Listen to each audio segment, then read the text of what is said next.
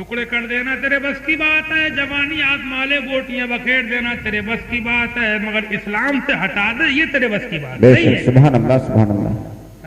تو پہلوان کتنا ہی بڑا ہے۔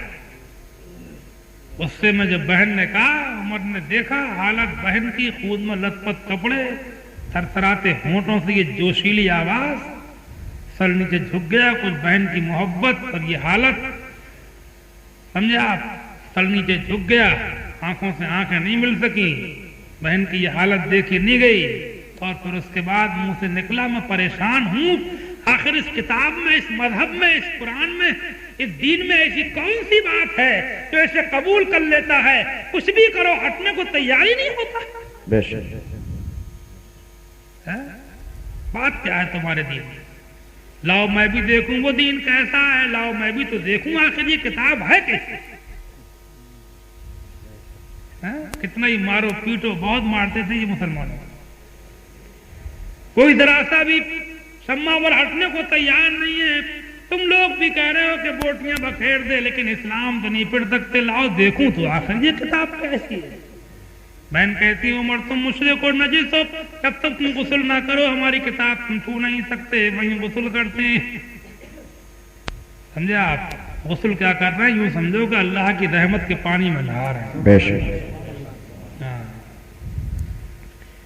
اس کے بعد حضرت عمر فاروق کی بہن فاطمہ بنت خطاب نے قرآن کی ایک تختی پیش کی۔ اس زمانے میں قرآن جتنا بھی نازل ہوا تھا تھوڑا سا نازل ہوا تھا، پورا تو 23 سال میں نازل ہوا ہے۔ جو نازل ہوا تھا وہ الگ الگ تختیوں پہ لکھا رہتا تھا، کاغذ تو اس زمانے میں تھا نہیں، اونٹ کی ہڈیوں پہ لکھتے تھے، چمڑے پہ لکھتے تھے، کسی کے پاس کوئی صورت، کسی کے پاس کوئی آیت، اس طریقے سے منتشر تھا، اکٹھا نہیں تھا۔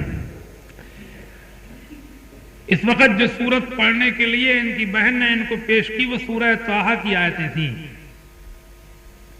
سول میں پارے میں ایسا سورہ طٰہٰ، طٰہٰ مَا أَنزَلْنَا عَلَيْكَ الْقُرْآنَ لِتَشْقَىٰ إِلَّا تَذْكِرَةً لِمَن يَخْشَىٰ تَنزِيلًا مِّمَّنْ خَلَقَ الْأَرْضَ وَالسَّمَاوَاتِ الْعُلَىٰ۔ عمر پڑھنے لگے، پڑھتے پڑھتے آنکھوں سے آنسو جاری ہو گئے۔ اللہ فرماتا ہے محبوب ہم نے یہ قرآن آپ پر اس لیے نازل نہیں کیا ہے کہ آپ مشقت میں پڑھیں، یہ اس کا نازل کیا، ہاں الا تذکرۃ لمن یخشی، مگر بات یہ ہے کہ یہ قرآن نصیحت ہے اس کے لیے کہ جو خدا سے ڈرے۔ تنزیلا ممن خلق الارض والسماوات العلی، یہ اس کا نازل کیا ہوا ہے، اس کا نازل کیا ہوا ہے، اس نے زمینوں کو پیدا کیا ہے اور اونچے اونچے آسمان اسی نے بنائے ہیں۔ بے شک، سبحان اللہ، اس کا نازل کیا ہوا قرآن۔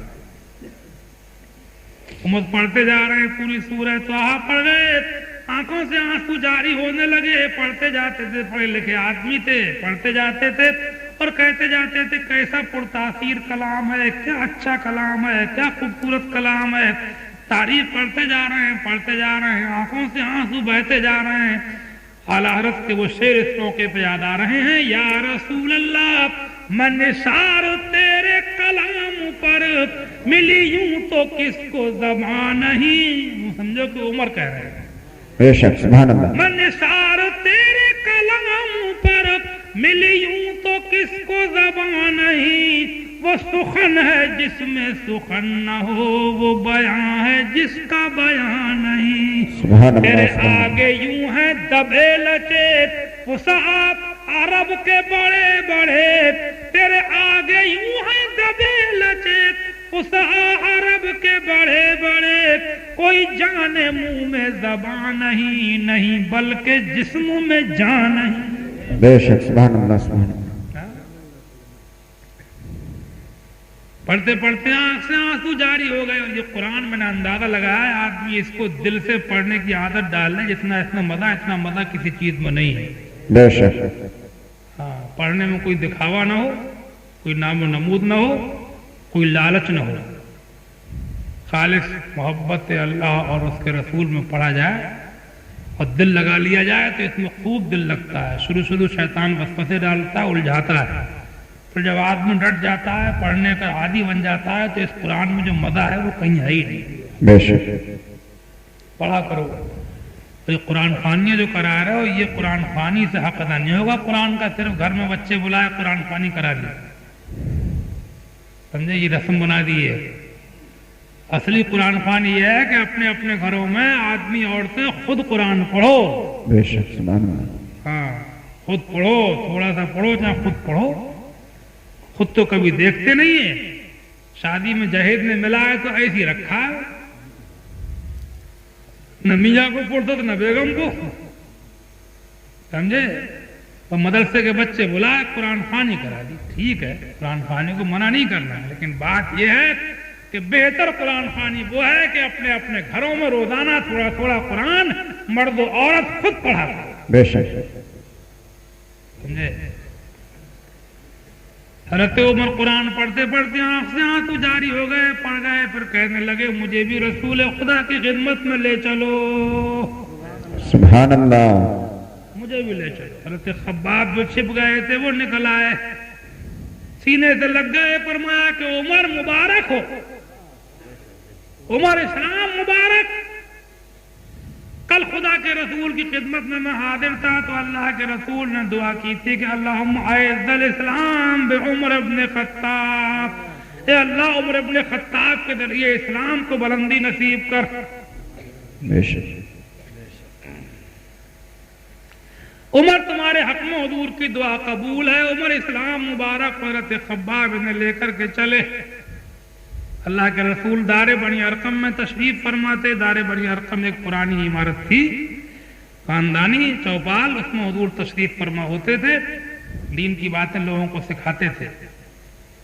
کوئی پوچھے کہ اسلام میں پہلا مدرسہ کون سا ہے تو یاد کر لو دار بنی ارقم کہہ دینا. ایک سوال آتا ہے, دار بنی ارقم. مکے میں کوئی عمارت تھی اور بہت زمانے تک وہ عمارت رہی ہے, کتابوں میں ہم نے پڑھا ہے. اب اس کا کچھ پتہ نہیں چل رہا ہے وہاں پر کہاں گئی.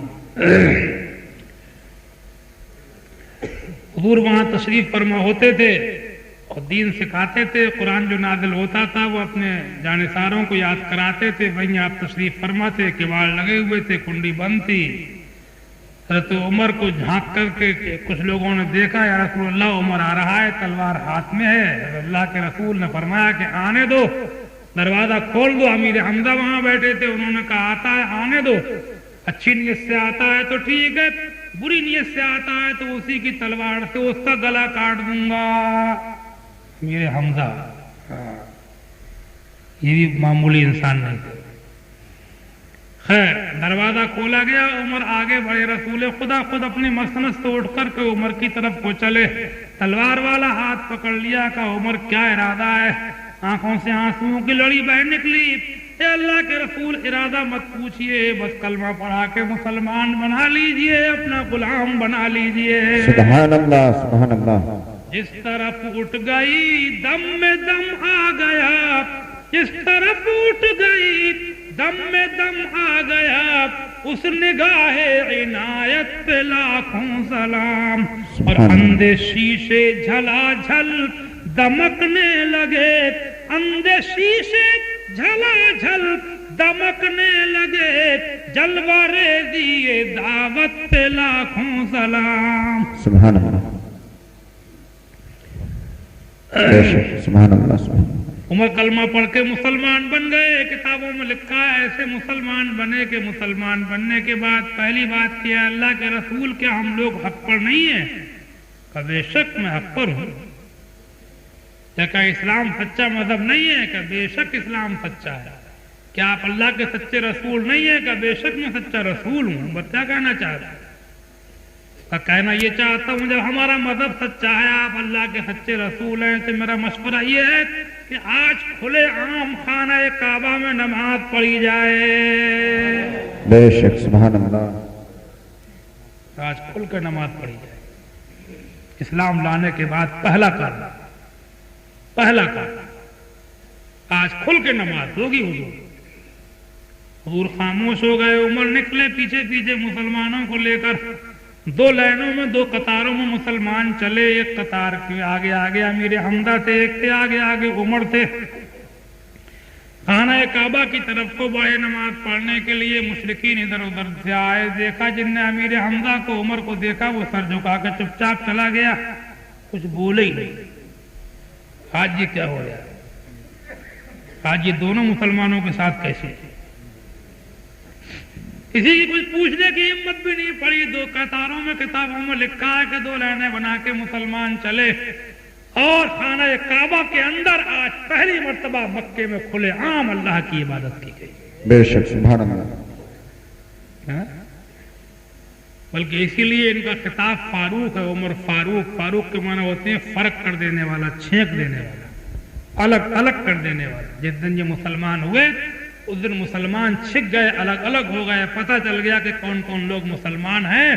سمجھے آپ؟ مسلمان الگ اپنا گروہ بنا کر کے، اپنی جماعت بنا کر خانہ کعبہ میں چلے، بے شک نماز پڑھی گئی۔ حضرت عمر کو اللہ نے یہ ہمت و توفیق عطا فرمائی تو انہوں نے اسلام لاتے ہی پہلا کارنامہ یہ انجام دیا کہ تھوڑے سے لوگوں کو کافروں کے سینے کے اوپر پودوں ڈلتے ہوئے خانہ کعبہ میں نماز پڑھوا دیا۔ بے شک سمجھا؟ اب پھر بھی ان کا ایمانی جوش ٹھنڈا نہیں ہوا، جب پھر پہنچے ابو جہل کے گھر۔ تو ایک بات بتاؤں، ابو جہل ان کا ماموں بھی تھا۔ گھر پہنچے، دروازے پہ دستک دی، اندر سے آواز آئی، کون؟ کہا میں عمر، دروازہ کھولو، بہت دن ہو گئے تمہاری حرکتیں دیکھتے ہوئے، تم ڈھونڈ ڈھونڈ کے مارتے ہو کلمہ پڑھنے والوں کو، تلاش کرتے پھرتے ہو، آج ڈھونڈنے کی ضرورت نہیں ہے، آج ایک کلمہ گو مسلمان تمہارے دروازے پہ کھڑا ہے، نکلو اور میرے اوپر حملہ کرو، مجھے مارو۔ ابو جہل نے سنا، پیروں کے نیچے کی زمین کھسک گئی، کلیجہ پھٹ گیا، دل دہل گیا، اور چپ چاپ گھر میں لیٹ گیا، چادر اوڑھ کے پڑ گیا، ہیبت طاری ہو گئی۔ گھر والوں سے کہا دروازہ کھولنا مت، کوئی چھوڑ دے، عمر بغیر مارے نہیں چھوڑ دے۔ سمجھے آپ؟ نکلا ہی نہیں گھر سے باہر۔ اور یہ وہاں سے چلے تو پھر امیہ کے گھر پہنچے، وہاں اس کو بتا کے آئے کہ مسلمان ہو گیا ہوں میں۔ وہاں سے چلے تو پھر ولید کے یہاں گئے، عتبہ کے یہاں گئے، شیبہ کے یہاں گئے، ابو لہب کے یہاں گئے، ابو سفیان کے یہاں گئے۔ کتنے بڑے بڑے جرنیل تھے، جتنے بڑے بڑے سرداران قبائل تھے، بڑے بڑے اونٹوں ہزاروں بکریوں والے تھے، بڑے بڑے مالدار تھے، غلاموں باندیوں والے، جتنے ناک والے، کلغی والے، اونچے اونچے سردار تھے۔ ایک ایک کے دروازے پہ گھر جا جا کے بتا کے آئے کہ میں مسلمان ہو گیا ہوں۔ بے شک گھر جا کے بتا، چلتے پھرتے نہیں، گھر جا کے بتا کے۔ کسی کی ہمت نہیں پڑی کہ نکل کے کوئی دو باتیں کر سکے۔ دن بھر گھوم گھوم کے بتایا اللہ کی شان، اسلام کا پودا سرسبز ہوتا جا رہا ہے، محمد کا جھنڈا اونچا ہوتا جا رہا ہے۔ وہی مکہ کے جہاں لوگ چھپ چھپ کے کلمے پڑھتے تھے، چھپ چھپ کے نماز پڑھتے تھے، آج اللہ نے انہی میں ایک ایسا بندہ پیدا فرما دیا ہے کہ مکہ کی گلیوں کے اندر گھوم گھوم کے اللہ کے نعرے لگا رہا ہے۔ بے شک نعرہ تکبیر، نعرہ رسالت، نعرہ غوث، مسلک اعلی حضرت دارالعلوم غوثیہ، جشن شہید اعظم کانفرنس۔ شام ہوئی تو جبل ابو قبیس پہ چڑھ گئے۔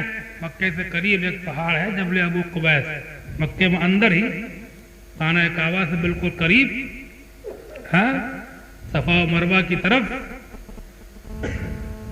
وہ پہاڑ اب بھی ہے۔ اس پہاڑ پہ وہ راجہ کا، بادشاہ کا، وہاں کا محل بن گیا ہے، نہیں؟ ہاں، محل جو بنا ہوا ہے صفا پہاڑی کے نکلتے ہی۔ میں پہلے گیا تھا 86 میں، تو اس کے اوپر ایک مسجد بنی ہوئی تھی اس پہاڑی پہ، اب مسجد وہ توڑ دی ہے، وہاں بادشاہ کا محل بن گیا جبل ابو قبیس۔ یہی وہ پہاڑ ہے جس کے اوپر کھڑے ہو کر کے اللہ کے رسول نے چاند کی طرف کو اشارہ کیا تھا، چاند کے ٹکڑے ہو گئے تھے، تو اس کے اوپر یہ چڑھ گئے اور چڑھ کر کے پکارا، یا معاشر القریش، اے مکے کے سب سے مضبوط قبیلے قریش کے لوگوں، جو مجھے جانتا جو نہیں جانتا اب جان لے، میں خطاب کا بیٹا عمر ہوں۔ میں تمام مکے والوں کو بتانا چاہتا ہوں کہ میں مسلمان ہو گیا ہوں، سب مکے والے سن لیں کہ میں محمد کا غلام ہو گیا ہوں۔ بے شک سبحان اللہ۔ ایمان ہو تو ایسا جی مکے میں حضور کے ساتھ رہے، ہمت و حوصلے کے ساتھ زندگی مکے میں گزاری، پھر جب ہجرت ہوئی اللہ کے رسول تشریف لے گئے، ہجرت کا حکم ہوا، کتابوں میں یہ بھی لکھا ہے کہ ہجرت کے لیے لوگ سب چھپ چھپ پہ گئے، لیکن عمر جس دن نکلے تھے تو اس دن خانہ کعبہ پہنچے، کعبے کا طواف کیا، قریش وہاں پر جمع تھے، اور میں اعلان کیا کہ میں جا رہا ہوں، جس سے روک ملے روک، کھلے عام نکلے تھے دن میں۔ اب مدینہ حضور کے پیچھے پیچھے چل کے تشریف لائے، سمجھا، پھر مدینہ طیبہ میں حضور کے ساتھ رہے، کیسے رہے، کیا کیا ہوا، وہ سب واقعات بہت طول طویل ہیں، کتابوں میں سیرت کی پڑھنا چاہیے۔ حضرت عمر کے اوپر باقاعدہ بڑی بڑی کتابیں لکھی گئی ہیں، ایک کتاب کا نام ہی الفاروق ہے، سمجھا آپ۔ اور حضور صلی اللہ تعالیٰ علیہ وسلم کے وصال کے بعد جناب صدیق اکبر کے دور میں بھی برابر ان کو مشورے دیتے رہے، ان کی رفاقت و محبت کا حق ادا کرتے رہے۔ حضرت صدیق اکبر کے بعد جب یہ خود خلیفہ بنے، حضور صلی اللہ علیہ وسلم کے مصلی کے اوپر نماز پڑھانے کا موقع اور شرف ان کو حاصل ہوا، سمجھا، تو وہ ان کا تقریباً 9-10 سال کا حکومت و خلافت کا زمانہ اسلام میں حکومت کا سب سے بہتر زمانہ ہے، سمجھا آپ۔ انہی کے دور میں بڑے بڑے حضرت ابو بکر کا تو کارنامہ یہ ہے کہ انہوں نے 2 سال کچھ مہینے میں کوئی نئی فتح تو نہیں ہو سکی، لیکن اسلام جس پوزیشن میں حضور کے زمانے پر تھا اس کو خطروں سے بچایا، اس کو محفوظ رکھا انہوں نے۔ حضرت عمر کے لیے ایک فیلڈ بنا دیا، میدان ہموار کر دیا۔ اب حضرت عمر نے اسلام کی فتوحات ان کے دور میں ہوئی، بڑے بڑے ملک فتح ہوئے، ایران فتح ہوا، مصر فتح ہوا، شام فتح ہوا، فلسطین فتح ہوا، عراق، مدائن، بابل، کون کون سے شہر، کون کون سے علاقے، کہاں کہاں مسلمانوں کی فوجیں پہنچی، کہاں کہاں اسلام کے جھنڈے لہرائے گئے، بڑے بڑے طاقتور سربراہان مملکت، بڑے بڑے فوج لشکروں والے، سپاہ و رعیت اور فوجوں اور طاقت و قوت والے، لاکھوں لاکھوں فوجوں، ہاتھیوں کی فوجوں، گھوڑوں کی فوجوں، تلواروں، تیروں، نیزوں، وابرشیوں والے، بڑے بڑے محفوظ قلعوں کے اوپر مسلمانوں کے گھوڑوں کی ٹاپوں سے اللہ کے جھنڈے گاڑ دیے گئے۔ اسلام کی فوجوں نے دنیا کے اندر تہلکے مچا دیے، اور وہ مسلمان جو کبھی مکے میں چھپ چھپ کے نماز پڑھا کرتا تھا، فاروق اعظم کا زمانہ وہ زمانہ تھا تو ان کی فوجیں دجلہ و فرات کے پانی سے وضو کر کے مصلی بچھا رہی تھی۔ بے شک، سمجھا، اسلام پھیلتا چلا، سمجھا آپ کو کیا کیا واقعات ہیں، واقعات تو بہت ہے، جتنے بیان کر لیے جائیں کم ہے، بے شک، لیکن اس سب کے باوجود بھی میں واقعات کی طرف کو اب نہیں جاؤں گا۔ ایک سادگی کا ایک واقعہ ذرا سا بتا دوں کہ اس قدر سطوت و شوکت اور شان اور دبدبہ اور حکومت و بادشاہت، یہ وہ زمانہ تھا کہ مسلمانوں کی لاکھوں فوجیں ایکسٹرا چھاؤنیوں میں رہا کرتی تھیں کہ پتہ نہیں کب کہاں ضرورت پڑ جائے۔ اس کے باوجود بھی سادگی کا یہ عالم تھا کہ مدینہ شریف کے اندر رات میں کمر کے اوپر آٹے کا کٹا لاد کے گھومتے تھے، کسی غریب کے گھر اگر فاقہ ہے تو وہاں پر خود پہنچا کے آتے تھے، سمجھا۔ مثنوی شریف میں مولانا روم رحمۃ اللہ علیہ نے ایک واقعہ لکھا ہے، چند شعر ہے وہ آپ کو سنا دوں۔ بر عمر آمد ز قیصر یک رسول، در مدینہ از بیابان نحول۔ کہتے ہیں روم کے بادشاہ قیصر نے حضرت عمر کے پاس بات چیت کے لیے کوئی پیغام لے کر کے ایک سفیر بھیجا، ایلچی، دودت، پیغامبر، قاصد۔ وہ مدینے میں آیا حضرت عمر سے ملنے کے، روم کے بادشاہ کا بھیجا ہوا قاصد، اور مدینے میں آ کر کہتا ہے گفتگو قصر خلیفہ اے حشم، تامنس پورخت را آنجا کشم۔ مدینے کے لوگوں سے کہنے لگا ہے مدینے والوں تمہارے خلیفہ کا شاہی محل کہاں ہے؟ تمہارے بادشاہ کا قلعہ کہاں ہے؟ تمہارے بادشاہ کا محل کہاں ہے؟ تمہارے بادشاہ سے ملنے آیا ہوں پیغام لے کر. محل ڈھونڈتا پھر رہا تھا قلعہ مدینے میں. قوم گفو تندش کے اورا قصر نیست، مر عمر را قصر جان روشن. مدینے کے لوگوں نے اس سے کہا کہ وہ ہمارے بادشاہ کا شاہی محل پوچھنے والے، ہمارے خلیفہ کا کوئی محل نہیں ہے. وہ سمجھ رہا تھا کہ ہمارا تو روم کا بادشاہ ایک ہی ملک کا بادشاہ ہے، اس کے کتنے قلعے بنے ہوئے ہیں، کتنی دور سے کتنے پہرے لگے ہوئے ہیں، ان کی حکومت تو کئی ملکوں پہ ہو رہی ہے، پتہ نہیں کیا ٹھاٹ باٹ ہوں گے، کہاں کہاں تک سونے چاندی کی اینٹیں بچھی ہوں گی. وہ لوگوں نے کہا کہ وہ ہمارے خلیفہ کا شاہی محل پوچھنے والے، ہمارے خلیفہ کا کوئی محل ہے ہی نہیں. مر عمر را قصر جان روشن ہے، عمر کا شاہی محل جو ہے وہ ان کی روشن ایمان سے بھری ہوئی جان ہے، ان کا پرنور دل جو ہے وہی ان کا محل ہے. دید آرابی زنے اورا دخیل، اور گفت عمر اینک بزیر آنخیل.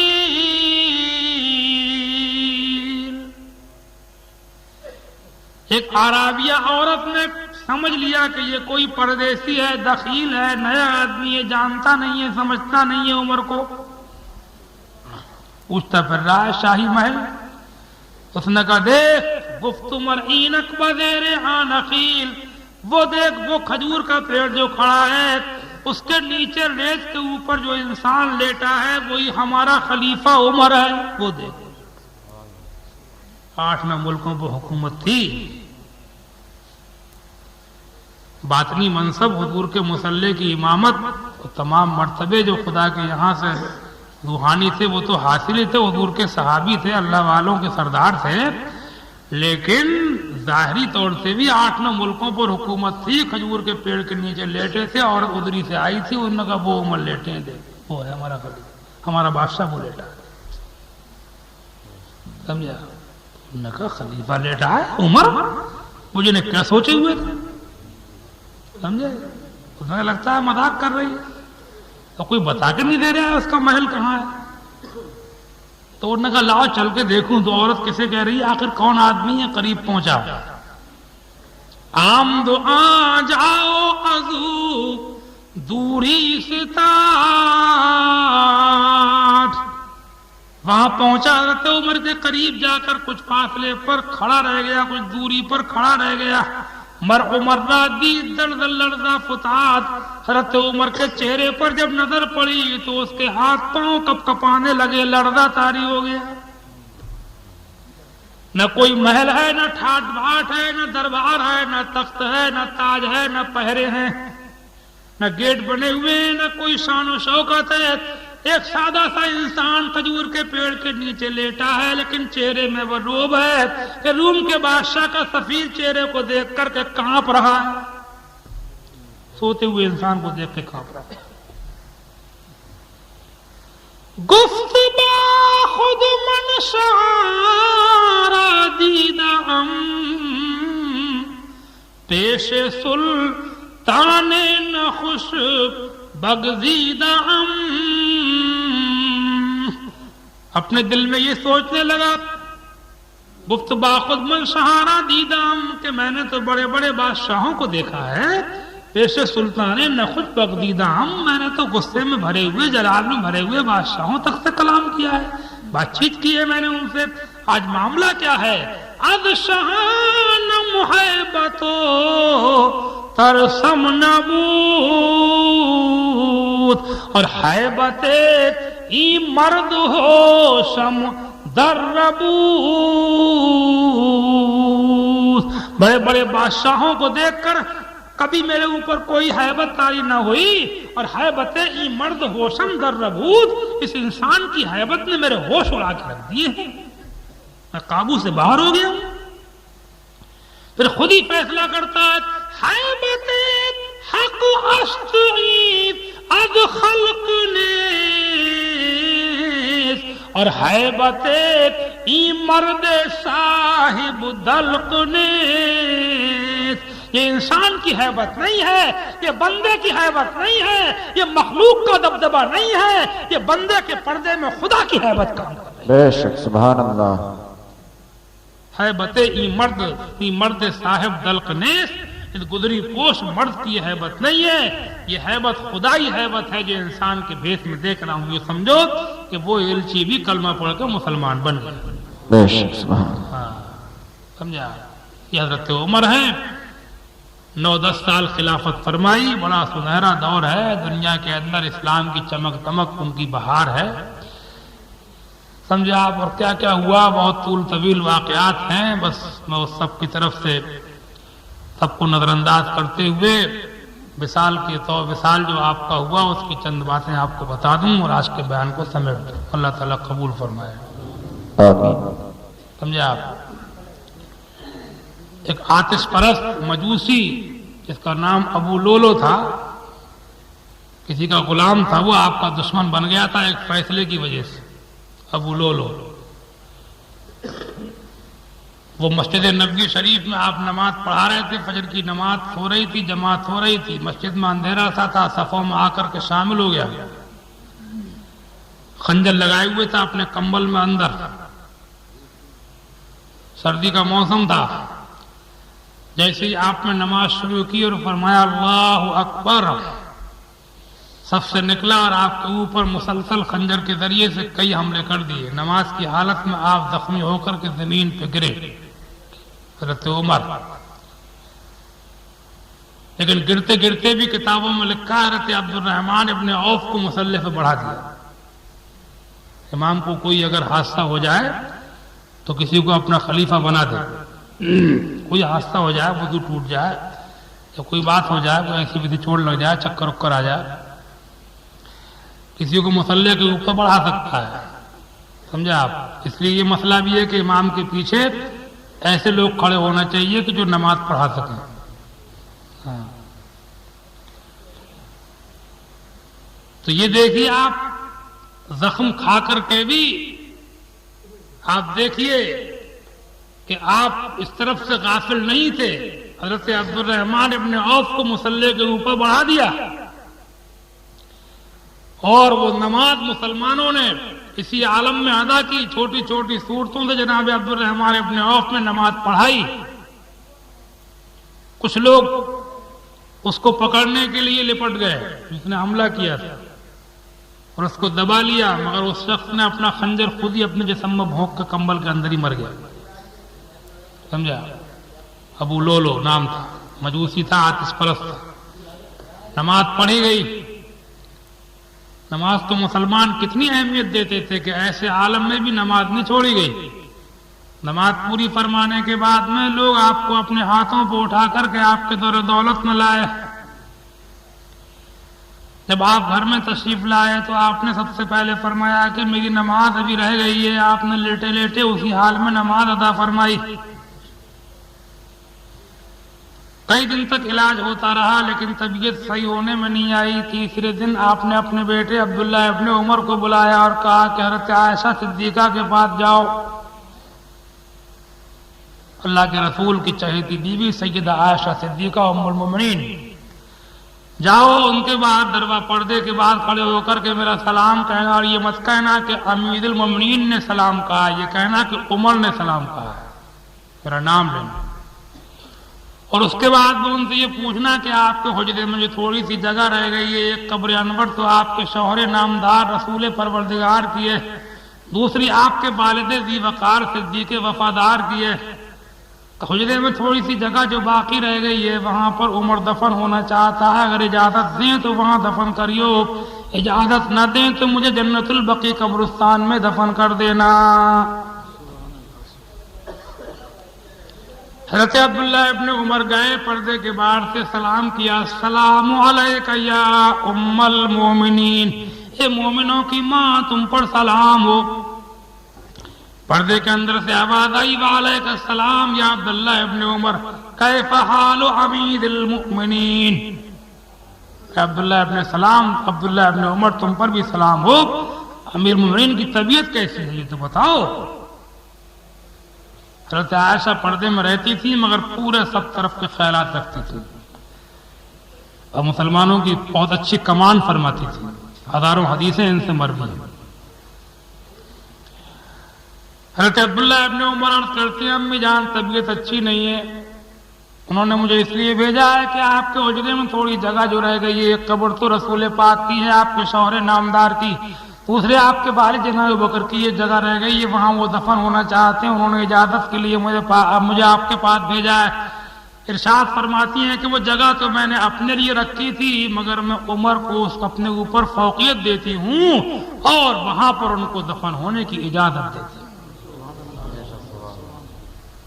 اپنے حجرے میں اپنے شوہر اپنے باپ کے برابر میں جو جگہ انہوں نے اپنے لیے سوچی تھی، یہ ایثار ہے جناب عائشہ صدیقہ کا کہ بخوشی حضرت عمر کو دفن ہونے کی وہاں اجازت دیتی ہے۔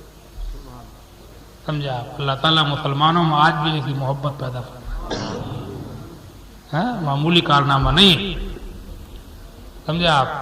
حضرت عائشہ صدیقہ بنت صدیق آرام جانے نبی، بنت صدیق آرام جانے نبی، اس حریم براعت پہ لاکھوں سلام۔ بے شک سبحان اللہ۔ یعنی وہ سورہ نور جن کی گواہ، قرآن کی سورت نور جو ہے اس میں ان کے فضائل میں کئی آیتیں ہیں جناب عائشہ صدیقہ، یعنی وہ سورہ نور جن کی گواہ، ان کی پر نور سورت پہ لاکھوں سلام۔ سبحان اللہ۔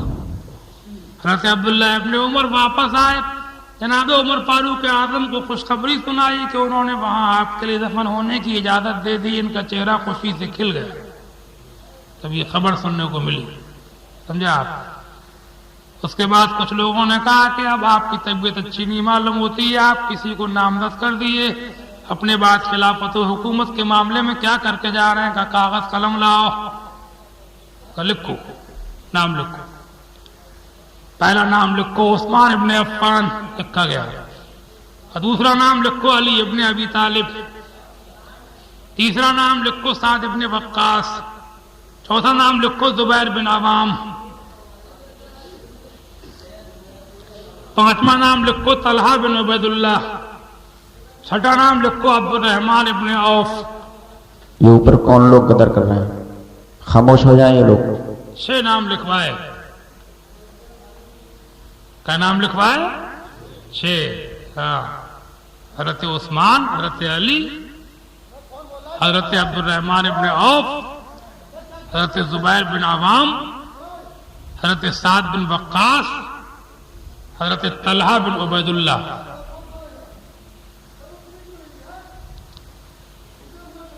چھ نام لکھوائے اور لکھوا کر کے فرمایا کہ یہ 6 لوگوں کی کمیٹی بنائے جا رہا ہوں۔ ارے چھوڑو، جو ہے وہ ختم ہو رہا ہے آج پر۔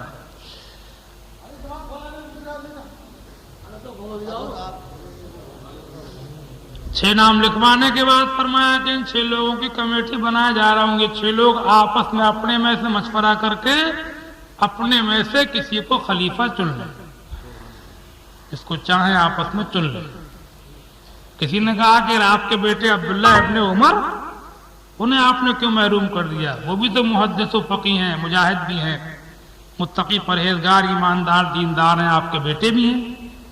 جلال آ گیا، کہا مجھے بٹھاؤ، تکیہ لگایا گیا، بٹھایا گیا،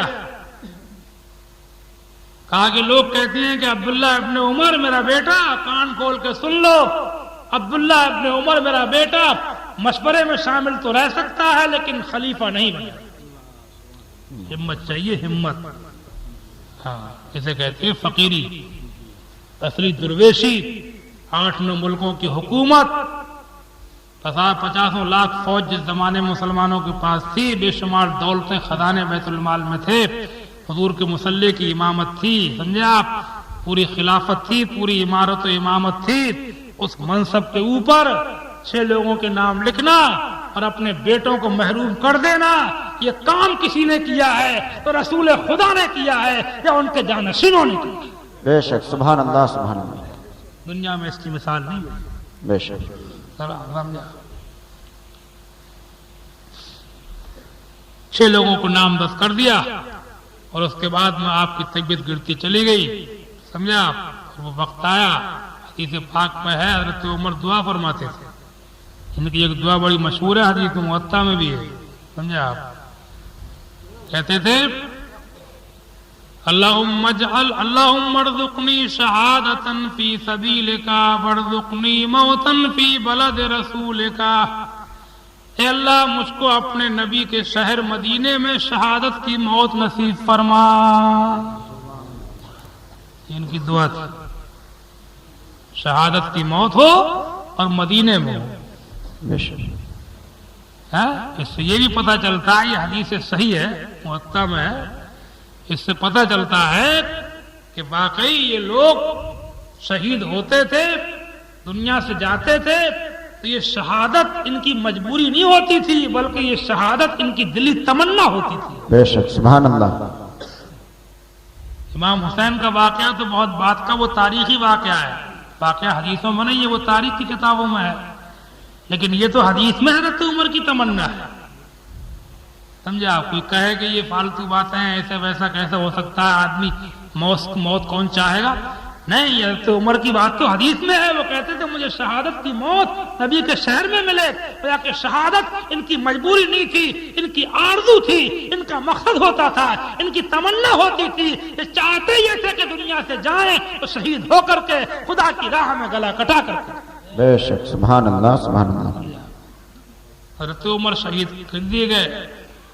اس کے بعد وہی جگہ جو حضرت عائشہ کے حجرے میں تھی وہیں پر آپ کو بھی دفن کیا گیا.